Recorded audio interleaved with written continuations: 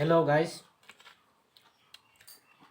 এই দেখেন জঙ্গলে থেকে সবজি, ঢেকিয়া শাক, তারপরে কুমলি শাক, এগুলা লঙ্কা দিয়ে ভাজি করা হয়েছে। বহুত স্বাদ আছে, জঙ্গলের বস্তু, ভিটামিন আছে। আপনারা এগুলো খেয়ে দেখবেন, বহুত টেস্টি।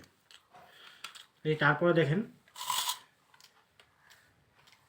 কী করে কুই শাক দিয়ে আর মাছ দিয়ে ঝোল শাক বানানো হয়েছে। এগুলো তো পিওর অরিজিনাল, খাইয়ে দেখবেন, বহুত স্বাদ আছে। তারপর দেখেন এই যে ডাল, মিক্সড ডাল টমেটো দিয়ে বানানো হয়েছে, গরম গরম।